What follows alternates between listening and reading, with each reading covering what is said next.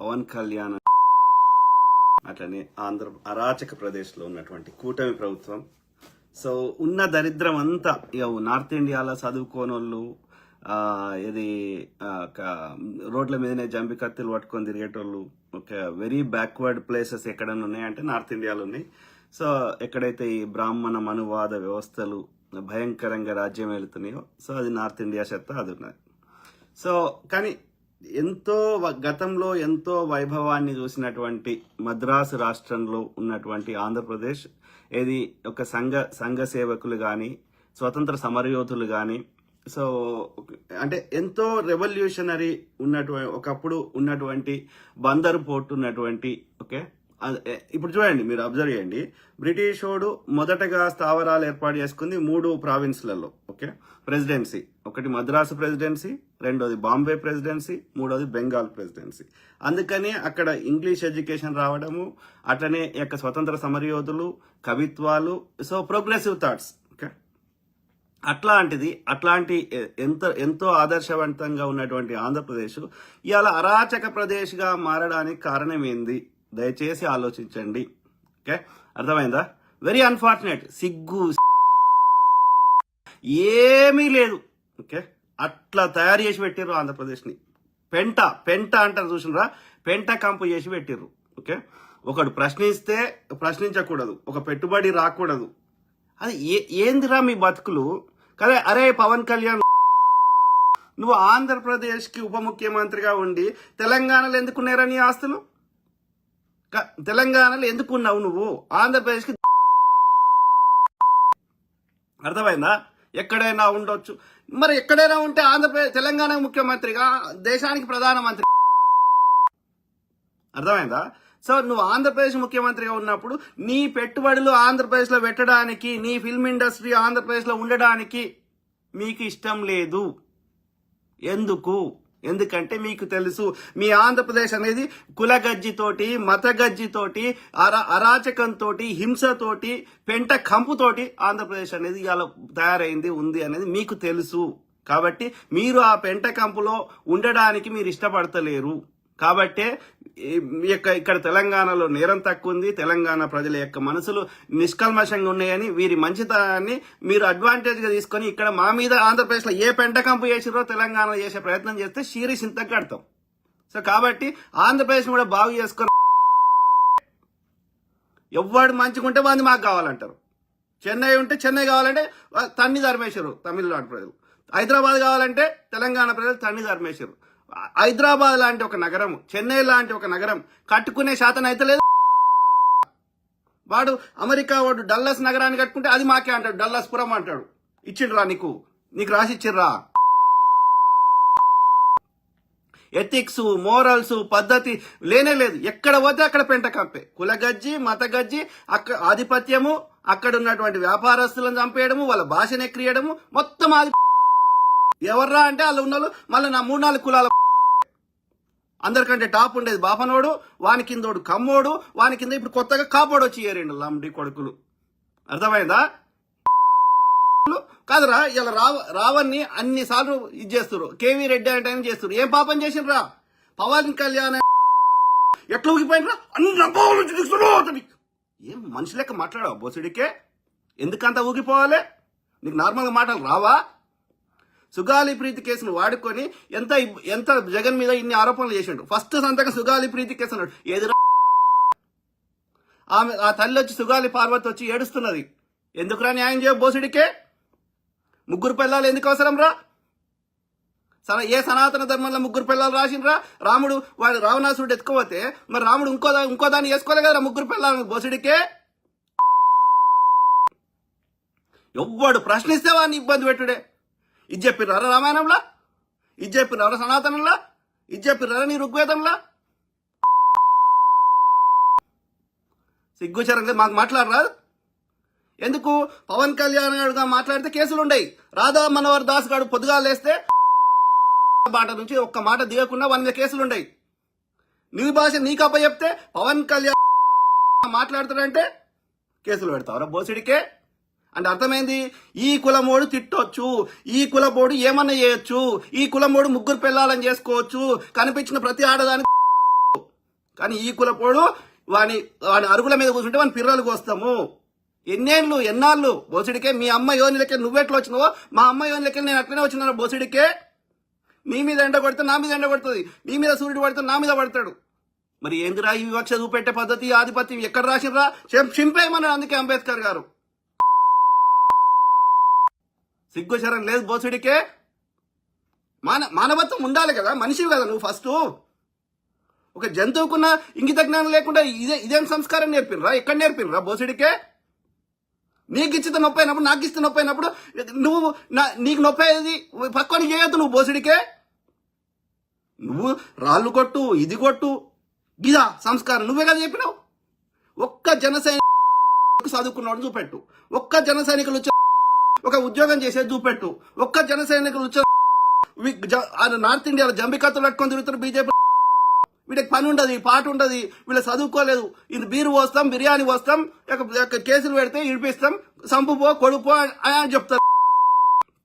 ఒక డిగ్నిఫైడ్ గా ఒక టాపిక్ మీద టీవీ పిలిచి చర్చ చేస్తే రాముడు ఏం చేసిండో అదే చెప్పిండ్రు. రాముడు చెప్పినోడే, రామాయణం రాసినోడే ఆడు దేవుడు కాదని రాసినాక నువ్వు చెప్పడానికి పోసిడికే. ఒక్కడన్న రామాయణంలో రాముడు దేవుడు అని రాసిన చూపెట్టు. వాల్మీకి అనేట ఆయన అది నిజమో కాదు, ఎక్కడ చారిత్రక ఆధారం మనకు లేదు. నువ్వు చెప్పిన పుస్తకమే కరెక్ట్ అనుకుంటే అలా రాముడు దేవుడు అని ఒకటి రాసిండో చూపెట్టుంది. ఇటు ఆదర్శ పురుషుడు రా, ఈ జీవితం ఆదర్శంగా ఉంది, ఇట్లా అందరు బతకాలని వాడు ఇట్లా ఇది భావితరాలు ఈయన లెక్క ఉండాలని చెప్పిండు. ఎందుకు వాడు ఆదర్శమైండ్రా అంటే ఆ వాల్మీకి ఆ బాపనోడు చెప్పింది తూజా తప్పకుండా వాటించి మూలవాసులను చంపి బాపనోడు చేసే మూలవాసులను చంపడానికి కావాల్సిన అస్త్రశస్త్రాలు తయారు చేసే బాప గుడ్డిగా సపోర్ట్ చేసినోడు రాముడు. వాడి యజ్ఞము యాగం అంటే ఏంది? మూలవాసులను చంపడం. మూలవాసులు రాక్షసులు అంటే ఎవరు? మూలవాసులు. ఎందుకని? కేవలం ఆధిపత్యం కోసం. అర్థమైందా? అది కూడా సౌత్ ఇండియాలో రాముడు లేడు, ఆ పాకిస్తాన్ అవతల ఉన్నడో పీకిండో మాకు చారిత్రక ఆధారం లేదు. ఆని తీసుకొచ్చి జై శ్రీరామ్ అంటే హనుమాన్ రామ జై జై ఎల్లమ్మ జై సమ్మక్క హనుమాన్ నార్త్ ఇండియా మోడీ గారిని అనరు, ఎందుకంటే వీడు మూలవాసి కాబట్టి. వాడు మాకు తెలియని వాడిని తీసుకొచ్చి జై శ్రీరామ్ అనాలండి, ఎందుకంటే వాడు దేవుడు అంటాడు ఏడలేడరా. అన్ని మతాలను అడుగుతున్నా, ఏడనుంటే చూపెట్టు. శాటిలైట్ పంపిద్దాం, స్పేస్ క్రాఫ్ట్ పంపిద్దాం.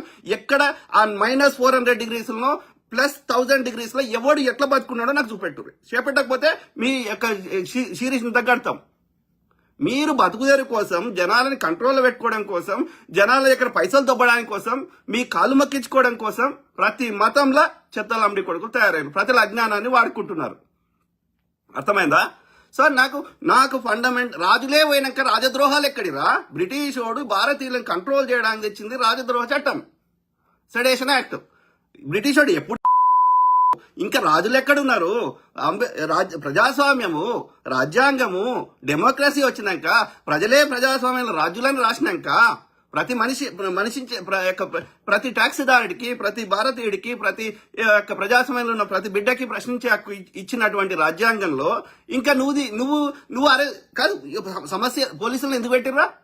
ఎవడో దొంగతనం చేస్తే, యువతను లంచతనం చేస్తే, ఎవరన్నా ఆస్తులు ఎత్తుకోపోతే, ఎవరన్నా చంపేస్తే వాటిని నేరాలను అరికట్టడానికి పోలీసులు పెట్టిన ఒక సైబర్ క్రైమ్ చేస్తే, ఎవరైనా పైసలు దొంగతనం చేస్తే, అంతేగాని ప్రశ్నించిన వాడిని తీసుకుపోయి ఈ పోలీస్ స్టేషన్ అల్లకెళ్ళి ఈ ప్రజల యొక్క సొమ్మును దుర్వినియోగం చేయడానికి పెట్టిరా బోసిడికే. నీ యొక్క పర్సనల్ సెక్యూరిటీ గార్డు లెక్క పోలీసు వ్యవస్థను వాడుకుంటా అంటే పోలీసులకు నువ్వు జీతం ఈ పవన్ కళ్యాణ్. రెడ్ బుక్ పాలన వందిరా రెడ్ బుక్, ఏడుందిరా రెడ్ బుక్. మాకు తెలిసిన ఒకే బుక్ భారత రాజ్యాంగం, బాబాసాహెబ్ అంబేద్కర్ గారి చేత అధ్యక్షతన రచించబడినటువంటి భారత రాజ్యాంగం మాకు తెలిసిన బుక్. నీ రెడ్ బుక్లు అన్ని కాలబెట్టాలి. ఆడ మనువాద శాస్త్రం ఎట్లా కాలబెట్టాలనో రెడ్ బుక్ పాలన ఎందుకు బొసిడికే లోకేష్? ముసలోడి వైతున్నావు, 75 ఏళ్ళకి వచ్చినావు, కుట్రల బాబు పిల్లనిచ్చిన మామని చెప్పిన ఏమన్నాడు ఎన్టీఆర్ గారు?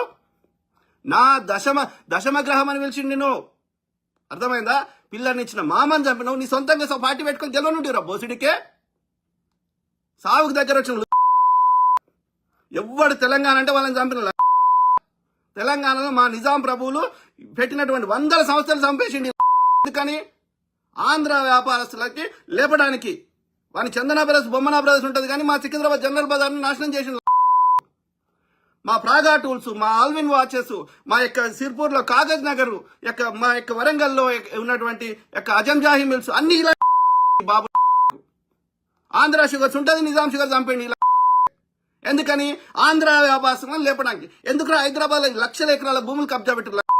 ఎందుకు? ఫిల్మ్ ఇండస్ట్రీ అంతా ఆంధ్ర పాడుకోలే. దెంగేరి అది పెట్టుకోపోరు విశాఖపట్నంలో. చేత కాదు. చెన్నై లేదు అంతేనేమో ఈడికొచ్చిర్రు, ఈడ అంతే కూడా పోతలేరు సిగ్గుపాడలేని పాడుకోరు. ఎందుకని? వాళ్ళకి తెలుసు ఆంధ్రప్రదేశ్ అరాచక ప్రదేశం తెలుసు, అక్కడ పోతే ఉండలేరని తెలుసు, ఒక పద్ధతి లేదని తెలుసు, ఒక డిసిప్లిన్ తెలుసు. ఆంధ్రప్రదేశ్కి ఎందుకు వస్తున్నాయి పెట్టుబడులు? Because there is no crime కంట్రోల్కి లేదు. అడ్డదోలుగా వ్యాపారస్తుని బతకనియరాడ. విశాఖపట్నంలో ఆ రియల్ ఎస్టేట్ చేసే వ్యాపారి హైదరాబాద్ లో చేస్తున్నాడు. ఎందుకని?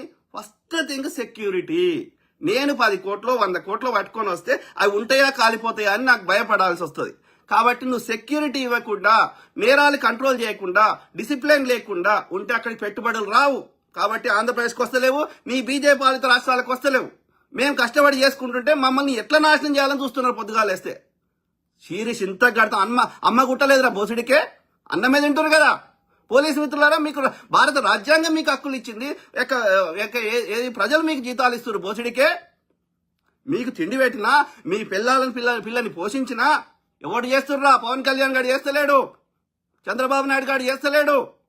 వానికి జీతం ఇస్తుంది, వాని సెక్యూరిటీ వస్తుంది, వాని తెల్లకార్లకు పెట్రోల్ వస్తుంది, నల్లకార్లకు పెట్రోల్ వస్తుంది. ప్రతి పోలీసు బిడ్డకి జీతం ఇస్తుంది ప్రజలు. వాళ్ళు పొద్దంతా పనిచేసి వాళ్ళు యొక్క పెన్ను కొనుక్కున్నా, పుస్తకం కొనుక్కున్నా, మందులు కొనుక్కున్నా ప్రతి అరొక్క వస్తువు మీద జిఎస్టీ కడతారు. వస్తువులు కానీ సేవలు కానీ జిఎస్టీ కాకుండా ఇల్లు కొనుక్కున్నా, భూమి కొనుక్కున్నా, పెట్రోల్ పోయించుకున్నా, మందు తాగినా, సినిమా చూసినా ఈ పైసలన్నీ మీరు ఈ పోలీసులకు రక్షణ కోసం పెట్టిరు. వాళ్ళ మీద ఎవడన్నా చంపేస్తే, వాళ్ళ ఆస్తులను ధ్వంసం చేస్తే కాపాడమని పెట్టారు. కానీ మీరు చేసే దోపిడిని, మీ ఆధిపత్యాన్ని ప్రశ్నించే వారిని ఇబ్బంది పెట్టడానికి మీకు వాళ్ళ ట్యాక్సులు కడతలేరు ప్రజలు.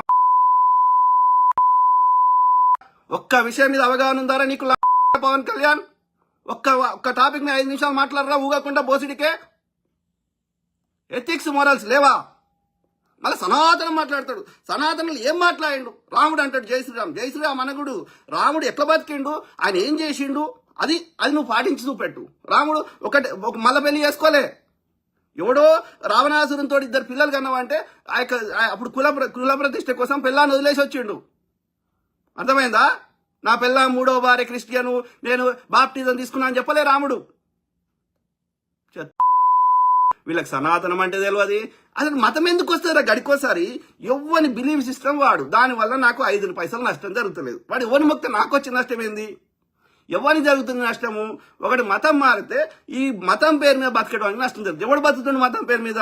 వాడి గుళ్ళె పైసలు ఎత్తే వనికి వస్తున్నాయి, బాపనని తప్ప వనికి వస్తలేవు. అంటే ఈ బాపన పని చేయకుండా ఒక కర్షకుడు పొద్దుగాలేస్తే వ్యవసాయం చేస్తాడు, కష్టపడతాడు. కార్మికుడు, ఒక లేబరు పొద్దుగాలేస్తే కష్టపడతాడు. ఒక డాక్టర్ కష్టపడతాడు, ఒక ఇంజనీర్ కష్టపడతాడు. ఏ పని చేయకుండా కుసున్న దగ్గర ఏది బోమ్ తూమ్, మాకు అర్థం కాని భాషలో తూమ్ తామని పైసలు తెంగేటోడు ఓడరా అంటే బాపనోడు. అర్థమైందా? వానికి నష్టం జరుగుతుంది మతం మారితే. కాబట్టి వాడు డైరెక్ట్ రాకుండా ఇట్లాంటి చెత్త బాడుకోలను పెట్టి, పవన్ కళ్యాణ్ లాంటి చెత్త బాడుకోలను పెట్టి వాడు పొద్దుగాలేస్తే ఈ చెత్త. ఇట్లా ప్రతి మతంలో ఉన్నారు చెత్తగాళ్ళు. ఏది పని చేయకుండా పైసలు కావాలనుకుంటారు. వాడికి 10వ భాగం కావాలంటాడు. ఇంకోటి వాడు ఏదో చెప్తాడు, అన్ని 7 దిక్కు ప్రపంచంలో ఎక్కడున్నా 1 దిక్కు నమాజ్ చేయాలంటాడు. ఇట్లా ప్రతి మతంలో ఉన్నారు చెత్తగాళ్ళు. ఆడ పైన ఓడలేడు ఉంటే పోదాం ఏ గ్రహంకి పంపిద్దాము స్పేస్ క్రాఫ్ట్ని, ఎక్కడికైనా పంపిద్దాం. కొన్ని గ్రహాల మీద అసలు మట్టే లేదు, అది సాలిడే లేదు, అంత లిక్విడే, అంత గ్యాసే. సూర్యుడు అంత మండే అగ్నిగోళం కదా, మనకి భూమికి ఎంతో 100 రెట్లు 1000 రెట్లు పెద్దగా ఉన్నాడు కదా. ఏముందల్లా? హీలియం గ్యాస్ ఉంది. ప్లూటోలో ఏముంది? గ్యాస్ ఉంది. గురుగ్రహం ఏముంది? శనిగ్రహంలో ఏముంది? చూడుర్రి.